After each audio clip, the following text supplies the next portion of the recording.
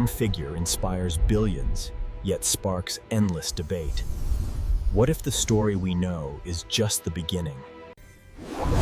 That's right! Time to ruffle some feathers and get to the facts.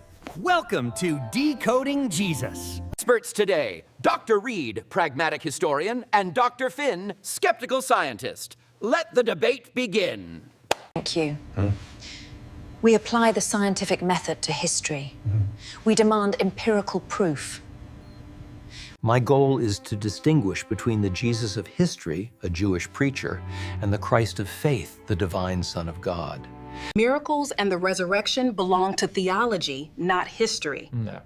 We rely on verifiable data. What? Data? Then let's start where your data is weakest. The Star of Bethlehem.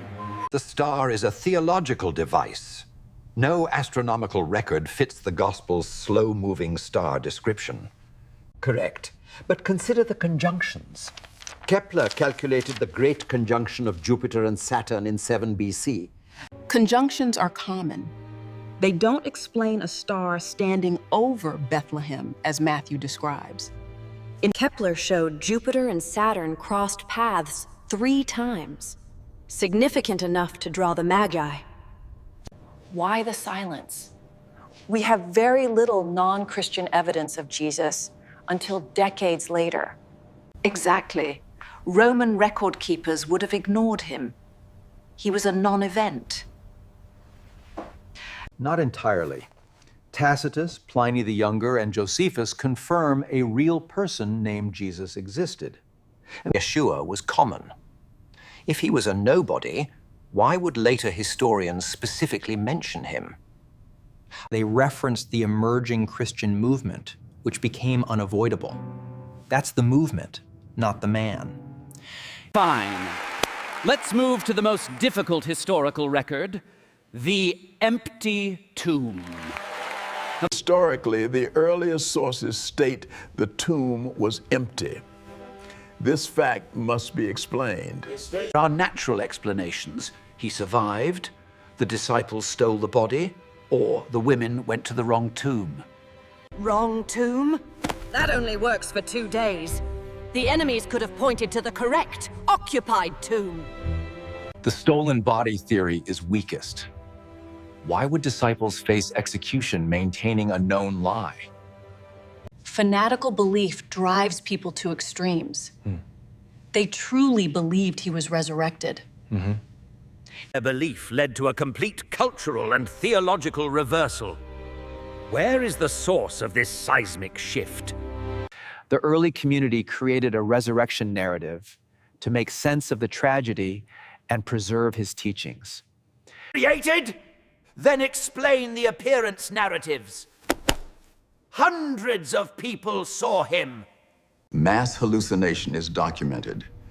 Group expectation can generate collective visions after trauma.